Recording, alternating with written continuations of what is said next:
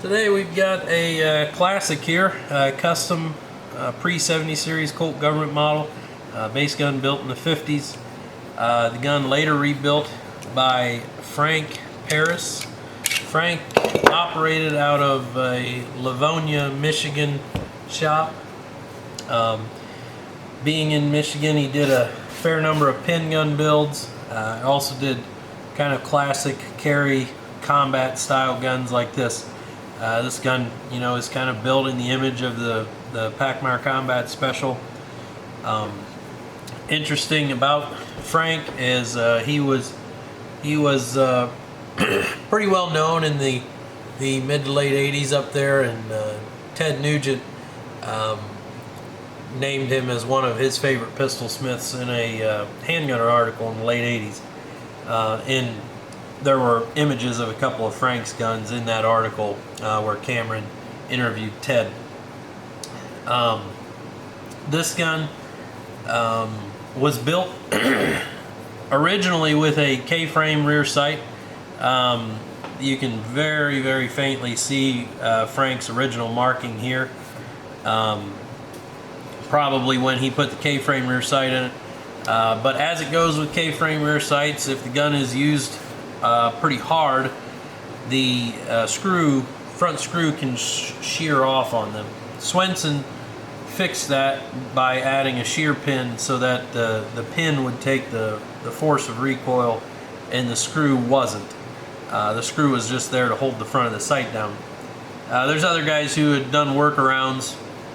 Frank or his customer evidently decided that that was too weak of a rear sight for the use this pistol was going to get, and that was welded shut and a proper Bomar BMCS was put in. The gun was refinished, or the slide at least, and added new customized by Frank J. Paris on it. The gun is a Colt barrel, fully welded up. Let's see if you guys can see it. There is a barrel positioner welded in there. The hood extension is welded up. The barrel feet are welded up. The ramp is fully throated to feed whatever you want to throw at it. The front of the barrel has, you know, this has been turned down, as was common in the day, to give you just a, you know, a 1/4 inch of full diameter, so that your bushing wasn't rubbing your barrel on the way back, slowing the slide down. Other cool features. The front sight here is actually inset in a groove and soldered in place, so that's never coming off, which was a common practice with the good gunsmiths of the day.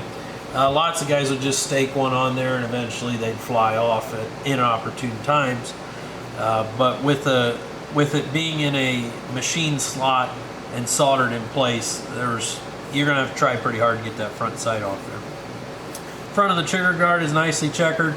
You got a Pachmayr extended slide stop, which is probably the coolest looking extended slide stop. I'm not big on extended slide stops, but if it's got to have one, it should be a Pachmayr or a Hogue part. We got a Mucheski, I believe is how it's pronounced, ambidextrous thumb safety. Frank really loved these drop-in beaver tails. They're on most of his builds. We got a gold cup flat mainspring housing. Rear of the slide is really nicely checkered, and I'm not sure if the video will make it clear enough, but the hammer has been greatly narrowed, both to lighten it and to alleviate any rubbing on the slide and frame, other than at the base of the hammer. Gun has a great trigger job. It's really impressive what these guys could do with, I mean, mostly Colt parts. We've got a Colt barrel, Colt ignition parts other than the trigger.